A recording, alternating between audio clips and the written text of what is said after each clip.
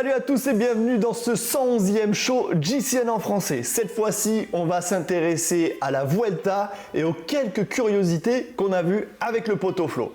Allez mon poteau, on est parti, on regarde tout ça. Ouais, salut Poto Lolo, et en effet, on réitère notre fameux show sur la technologie et les tendances entrevues dans les grands tours.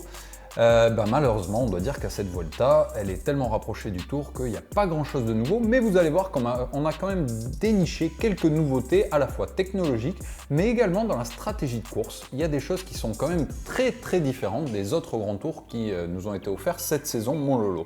On va commencer par les traditionnels nouveaux maillots ou maillots série limitée pour cette Vuelta, puisqu'on le sait, on demande aux équipes d'avoir des maillots qui s'éloignent le plus possible de ceux des leaders, et sur la Vuelta, le maillot de leader est rouge.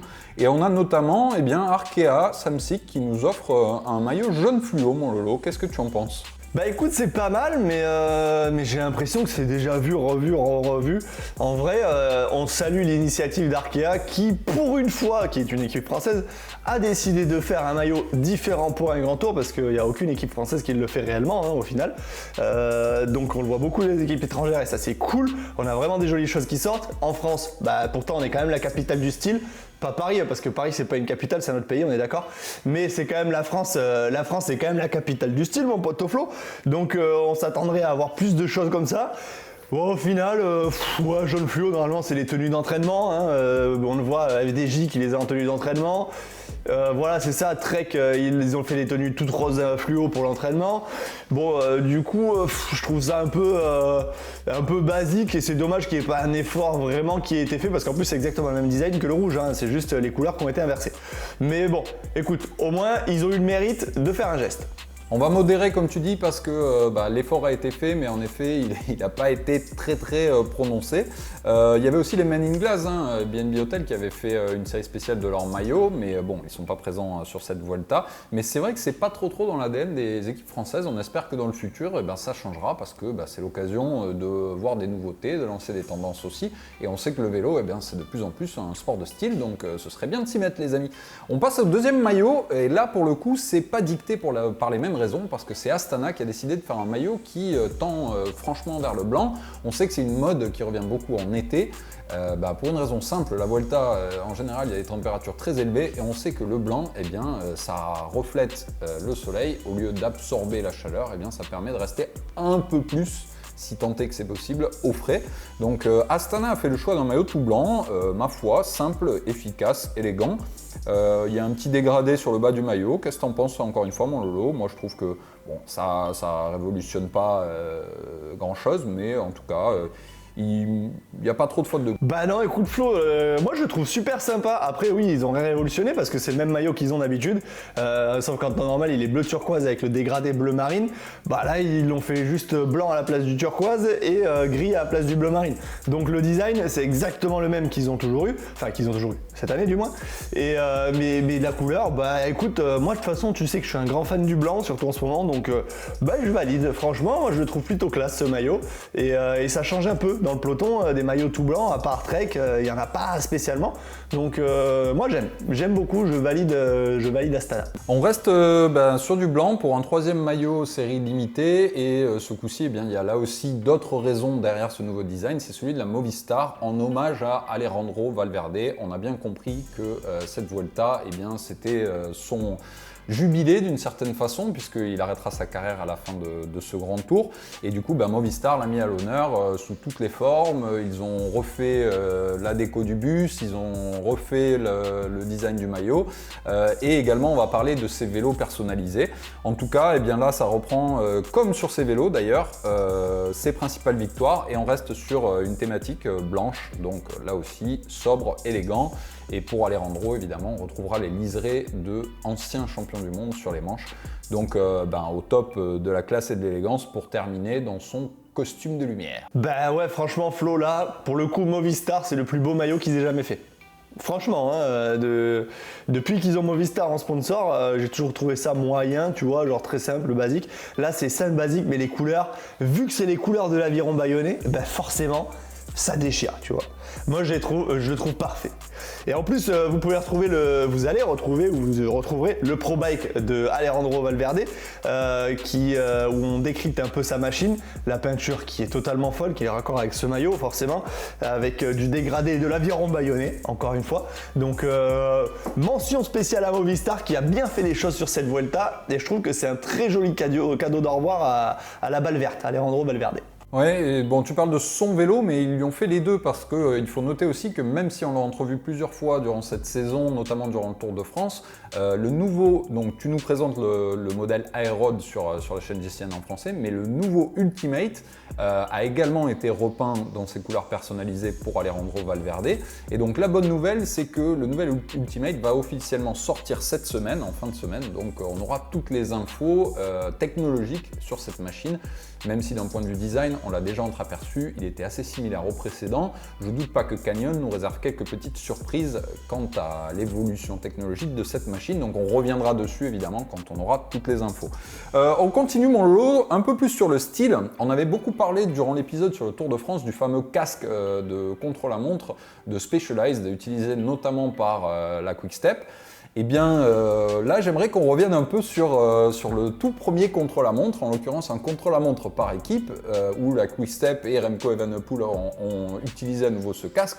Donc sans reparler de ce design cagoule qui a beaucoup fait débattre et couler d'encre, j'aimerais qu'on revienne sur le style de Remco lors de ce chrono, qui s'est quand même permis, moi je l'aurais mal pris, de faire le chrono avec les manches remontées, genre nous quand on était à Tahiti pour pas choper les traces de bronzage quoi. Quand on parle du tout aéro, des gains marginaux, là il se sentait tellement fort qu'il a dit bon moi je m'en fous, limite s'il mettait pas un casque de route. Ouais, bah déjà le casque, bah tu sais mon avis Florin, franchement à part un pot de chambre je vois pas ce qu'on pourrait en faire. Mais je trouve ça vraiment dégueulasse. Alors je suis désolé Spé, d'habitude je vous fais des trucs trop cool, mais là c'est éclaté au sol. Esthétiquement. Après, voilà, il faut que ça fasse ses preuves techniquement. Et il paraît-il c'est efficace. Mais bon, toujours est-il que le prologue du Tour de France a été remporté avec un casque classique. Bref. J'ai rien dit. Oui. Mais mais toujours est-il que le contre-la-montre individuel de la Vuelta a été remporté avec ce casque. Ouais, mais c'est pas le casque qui a tout fait. Donc on peut trouver aussi non, c'est pas le casque. Mais dans l'idée, après, voilà, ça c'est pour le casque. Remco, alors est-ce qu'il se sentait trop fort, du coup il s'est dit, moi Balek, je vais bronzer pendant que j'emmène les copains derrière, ou est-ce que c'est la tenue qui était pas très appropriée par rapport à ce qu'il porte d'habitude avec des cuissards rallongés ou autre. On le sait que dans les équipes, souvent, les tenues sont faites sur mesure. Du coup, peut-être que Remco, il avait oublié sa combi de chrono aussi, tu vois. Donc il a la combi de chrono d'un autre avec des jambes plus courtes et des manches plus courtes. Peut-être. Après, on voit quand même que les manches, elles sont un peu remontées, tu vois, elles sont pas en mode vraiment full aéro. Bon, le cuissard, on sait pas trop, mais en tout cas, il y a une belle marque de bronzage. Donc, est-ce qu'il l'a fait en mode je vais bronzer, j'emmène les copains, de toute façon, je suis trop fort, j'en fiche. Ou est-ce que vraiment, c'est j'ai changé de conduite au dernier moment, j'ai pas la mienne. Je sais pas, mais il faudrait se rencarder quand même, mon Flo, parce qu'il y a peut-être un truc à creuser là-dessus. Ouais. Parce qu'après, quand tu regardes le chrono qui fait en rouge, là, il n'y a rien qui dépasse. Ouais, on se souvient de la théorie de la combi oubliée, ça peut toujours marcher, mais moi j'ai une autre théorie. On se souvient que Geraint Thomas avait oublié lui d'enlever la surveste pour le chrono du Tour. On peut imaginer que Remco, tout simplement, l'échauffement, il a mis la combi un peu à l'arrache comme ça, et puis il a oublié de la remettre correctement. Voilà, ça peut être une explication aussi. Ou alors, comme tu l'as dit, à mon avis c'est plus probable, il s'est dit le but d'un chrono par équipe c'est d'être le plus homogène possible. Bon, mais vu que j'ai quelques watts en plus, je peux me permettre de ne pas être super aéro. Comme tu l'as dit, au chrono individuel, tout était rentré dans l'ordre, il n'y avait rien qui dépassait. Je te propose de passer à une autre curiosité. Là, c'est pas une nouveauté en l'occurrence, mais je trouve que l'utilisation qu'on en fait est nouvelle. C'est la veste réfrigérée. Tu sais, ce chasuble qui est notamment beaucoup utilisé par la Jumbo et par Ineos, qui sont souvent à la pointe, hein. Mais on a vu par le passé qu'elle était très souvent utilisée pendant les échauffements des contre-la-montre pour éviter de monter en surtempérature. Maintenant, et c'est aussi lié à cette Vuelta qui est très chaude, elle est très souvent utilisée après les étapes. Dès que les coureurs passent la ligne, on a notamment vu Carapaz l'utiliser, on leur donne cette surveste. Et ouais, mon Flo, parce que en vrai, à la base, moi je sais, on l'avait utilisé sur la Vuelta, on l'avait avant les chronos, comme tu dis utiliser pour éviter de monter en surchauffe sur home trainer. Parce que tu fais du home trainer, certes à l'ombre, parce que tu as le haut vent du bus qui te laisse à l'ombre, mais température extérieure entre 30 et 38 degrés, si tu veux, tu fais du home trainer sous 38 degrés, pas cool. Normalement, tu t'entames plus la tronche que tu ne débloques. Donc le but justement, c'est de garder une température corporelle un peu plus basse, ou même beaucoup plus basse, pour justement faire des efforts et te débloquer correctement et pas avoir ton cœur qui monte trop haut et te fatiguer. Au lieu de débloquer, tu te fatigues. Donc clairement, ce gilet, sur le contre-la-montre, il n'a plus rien à prouver, il est toujours utilisé, énormément utilisé. Là, la nouveauté, comme tu l'as dit, c'est que c'est utilisé après les étapes. Alors, c'est pas plus mal, franchement, moi je trouve ça bien parce que en vrai, tu finis une étape de la Vuelta où il fait très chaud, ton corps est vraiment usé par la chaleur et par l'étape. Donc se mettre sur home trainer vite fait après, histoire de dérouler les pattes et de mettre du frais, ça te permet justement de faire redescendre ta température corporelle après une arrivée et tout ça, pour justement récupérer du mieux possible. Tu vois, nous dans le bus, je me rappelle quand on rentrait des étapes, on faisait je sais plus exactement le nom, mais tu sais les bottes de pressothérapie. Donc c'est ces espèces de bottes qui gonflent et qui te massent en fait les jambes. Et ben c'était la version cryothérapie en même temps. Donc en fait ça balançait de l'air froid en même temps et ça gonflait. Donc tu faisais des bottes de presso avec du frais. Ça c'était trop bien, surtout après une étape de grosse chaleur et ça te permet de mieux récupérer. Au même titre que quand on arrivait dans les chambres d'hôtel, souvent les soigneurs ils nous mettaient une baignoire avec de la glace et on allait se tremper pendant une vingtaine de minutes dans ta baignoire glacée, histoire de vraiment faire redescendre la température corporelle. Donc en faisant redescendre la température corporelle, tu fais redescendre ton rythme cardiaque et ça t'évite d'être en permanence dans l'effort, ni plus ni moins, parce que quand tu as le cœur qui est haut, c'est que tu es en effort. Donc moi, ce gilet, je pense que c'est plutôt une bonne chose, mon Flo, qu'il l'ait sorti de son contexte de contre-la-montre et je pense que ça peut être très bénéfique pour des arrivées, hein, mon Flo. Je pense que connaissant Ineos et Jumbo, c'est basé sur des études et comme tu l'as dit, c'est pas quelque chose de nouveau, mais ce qui est nouveau, c'est l'utilisation si précoce après l'arrivée. Donc certainement que ils ont démontré un certain bénéfice à redescendre en température le plus vite possible, parce qu'on peut imaginer, d'un point de vue purement logique, que le corps humain, s'il reste en surtempérature plus longtemps, il consomme plus d'énergie. Et donc comme on est sur un grand tour et que le but c'est de s'économiser au maximum, y compris dans les gains marginaux, eh bien il faut redescendre le plus tôt possible. Et tu as parlé des bains de glace, mais c'est aussi une tendance sur cette Vuelta. Il y a beaucoup de bains de glace, hein, on l'a vu. On a vu Remco les utiliser, et pas que lui. Ils attendent plus d'être à l'hôtel pour le faire. Ils le font directement après l'arrivée. Donc ça, c'est une tendance aussi. On n'attend pas d'être dans le bus ou à l'hôtel pour redescendre en température. On redescend le plus tôt possible. Voilà, à la limite, quitte à oublier le home trainer, on va direct dans le bain de glace. Pidcock avait lancé la mode, il était parti dans une fontaine pendant le tour, tu vois, et ils ont dû se dire on va éviter de se prendre des amendes en allant se baigner dans toutes les fontaines d'Europe, on va peut-être organiser ça avec des bains de glace. Attends, Flo, en tout cas, c'est une des tendances. Arrête de parler de Tom Pidcock, Marie va nous faire un scandale encore. Tu nous laisses Tom Pidcock là où il est, Marie après, Tom a fait sa demande en mariage, Marie, c'est terminé, tu ne pourras plus la voir, c'est fini, c'est comme ça. Voilà. Ouais. Je suis désolé. On remet les choses au clair. Je suis désolé Marie, c'est game over maintenant. Bref, maintenant qu'on a fait cette belle dédicace à Marie qui va nous en vouloir encore pendant une semaine, je te propose de passer à des tendances qu'on évoque rarement, mais qui sont des tendances de stratégie de course. Parce que cette Vuelta nous offre quand même un visage totalement différent de ce qu'on a vu sur les deux grands tours précédents cette année.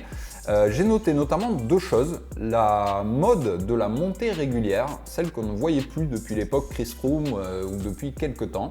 À savoir avec des coureurs comme Evenepoel qui n'a jamais vraiment attaqué, il se met devant, il regarde le compteur, il monte à son tempo, il fait péter tout le monde au train. On a encore pire que lui. J'ai vu Joao Almeida qui se fait décrocher au pied de tous les cols. C'est systématique et en haut il arrive à 10 secondes des meilleurs. Il fait toute sa montée tout seul à son tempo, il se connaît par cœur. Bon, lui, c'est pas nouveau, hein, mais en tout cas, ça démontre d'un certain symptôme du vélo moderne. Et on a un autre exemple de ça, mais lui, il vient de l'école aussi du vélo virtuel, donc ça peut s'expliquer. C'est Jay Vine qui a gagné ces deux étapes et qui, lui, a aussi, en général, une montée assez linéaire, bien qu'il a quand même dû attaquer pour aller remporter ces étapes. Donc, d'après toi, est-ce que ça dénote d'une nouvelle ère ou pas parce que, on a quand même des contre-exemples. Est-ce que les montées à la Contador, je mets un coup de butoir, je me rassois sur la selle et je repars, c'est terminé, ou est-ce que tu crois que ça a encore sa place? Bah écoute, moi je pense que ça va revenir. Là c'est juste pour le contexte de cette course et c'est des coureurs au final qui vraiment ont toujours plus ou moins couru comme ça. Regarde Evenepoel, en général il part tout seul, il roule tout seul pendant 100 bornes et il va gagner.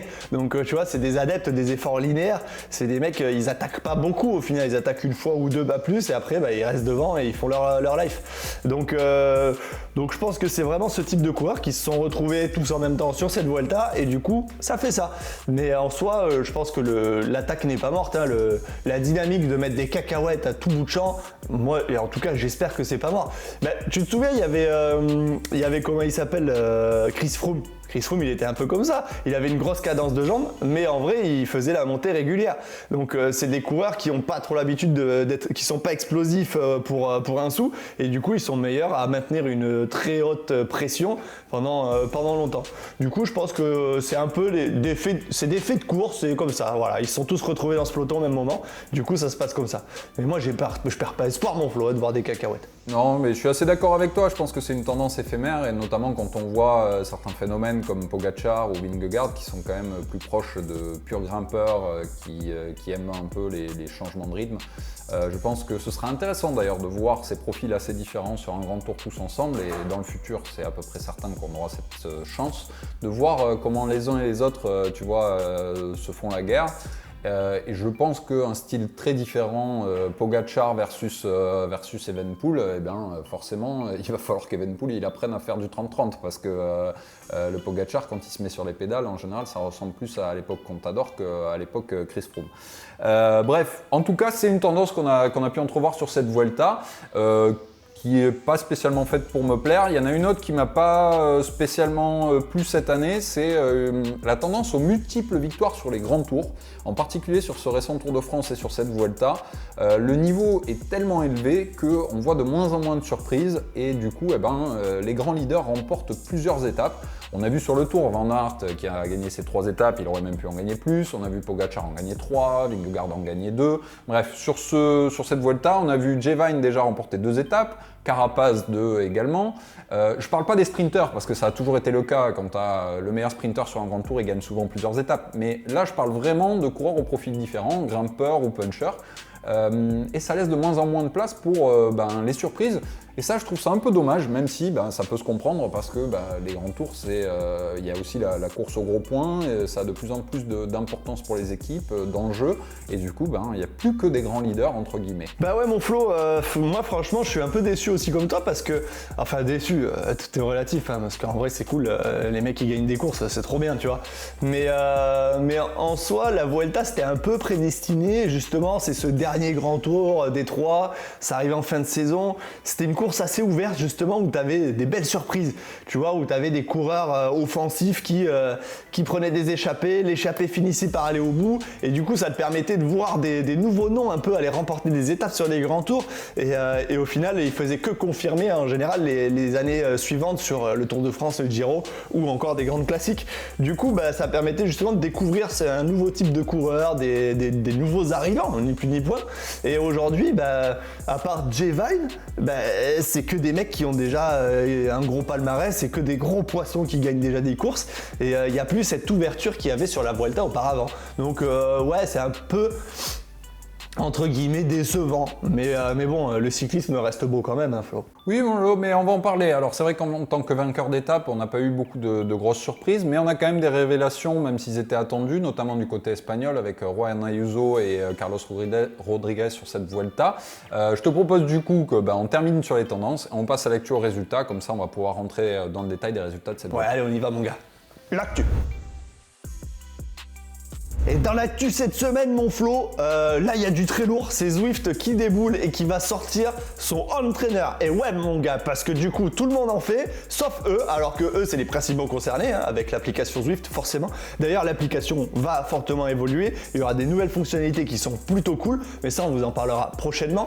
Et du coup il y a ce fameux home trainer qui va sortir à un prix ultra compétitif, livré déjà avec une cassette de 8 à 12 pignons, donc il s'adapte vraiment à tout le monde et franchement ça je pense que c'est une super bonne nouvelle mon Flo, parce que du coup ça va permettre à beaucoup de monde de passer sur du home trainer connecté.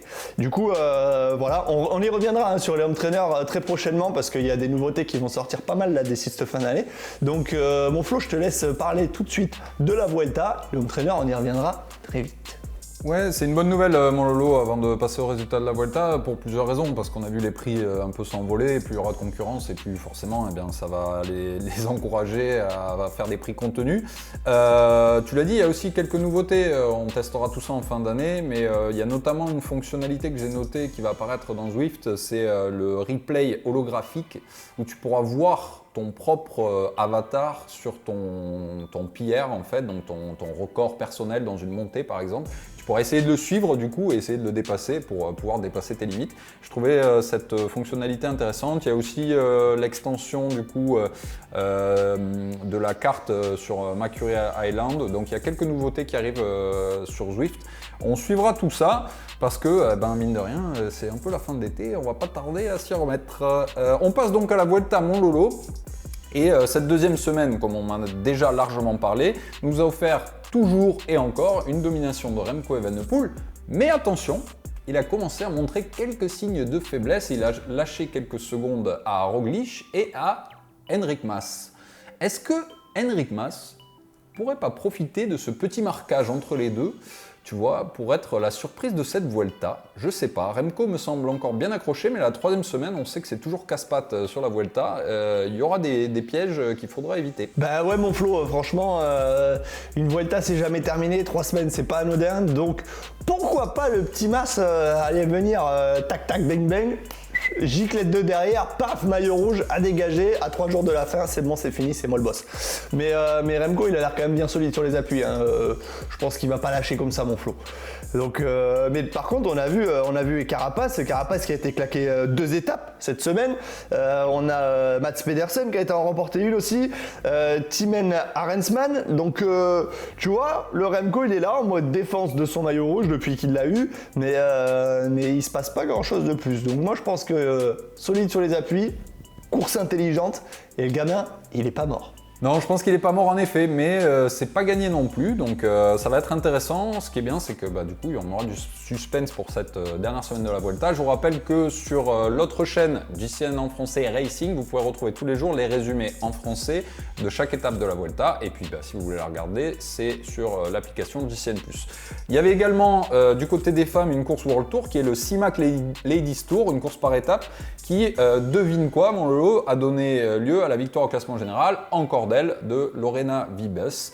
Mais à noter une très très belle victoire, notamment au World Tour, de notre Frenchie Audrey Cordon-Rago qui a remporté le contre-la-montre et qui du coup termine deuxième au classement général. Voilà mon lot pour les résultats cette semaine. Je crois qu'on peut terminer ce show avant de donner le vélo de la semaine en disant que dès aujourd'hui, on prend l'avion, direction le Canada, le Québec en particulier, pour les Grands Prix Québec et Montréal, et on vous réserve du contenu exclusif. Ça devrait être bien sympa. Lolo va remonter sur un vélo, on vous l'avait promis, ça y est, on est en septembre. Donc là, il n'a plus le choix. Et donc il faudra rester bien connecté parce que cette rentrée va être très chargée. Du coup, mon Lolo, je te laisse terminer avec le vélo de la semaine. Et on a fait un petit peu un coup de cœur avec notre fournisseur officiel Colnago. Ouais, mon Flo, alors là, franchement, il est splendide ce vélo. En plus, on en parlait quand nous, on avait eu nos V3 RS jaune. Et bien celui-là, celui de Jordan, le V3 RS gris, avec ce gris profond là, est juste splendide. Bon, on voit qu'il est tout fraîchement monté. À mon avis, il est encore dans le magasin parce que tout simplement, il y a encore une petite étiquette sur le pédalier SRAM. Il n'y a toujours pas de guidoline, mais c'est déjà une magnifique machine. Bon, ta selle, à tout moment, si tu la laisses comme ça, tu resteras et tu deviendras stérile. Mais donc, on te conseille de faire une petite étude posturale, sans citer ID Match. Pas du tout, jamais. Écoute, tu remportes le vélo de la semaine avec cette magnifique machine que tu n'as toujours pas roulée et on espère voir des photos de cet engin en haut d'école ou un peu partout où tu iras rouler pour le voir en action. C'est ce qu'on peut regretter d'ailleurs. Bon, on l'a mis parce que c'est vrai qu'on aime particulièrement ce coloris blanc givré ou gris givré, c'est comme tu veux. Mais la prochaine, attention, on veut un beau paysage derrière parce que normalement c'est un de nos critères. Et la selle, en effet, elle penche un petit peu, elle pique un peu du nez vers le haut. Il va falloir revoir tout ça et nous mettre une belle guidoline. En tout cas, c'est une très belle machine. Voilà mon Lolo pour cette semaine. C'est la fin de ce GCN Show. Likez, partagez, surtout abonnez-vous si c'est toujours pas fait pour ne rien manquer. Et on se retrouve très bientôt pour du contenu depuis le Québec. Allez, ciao mon caribou!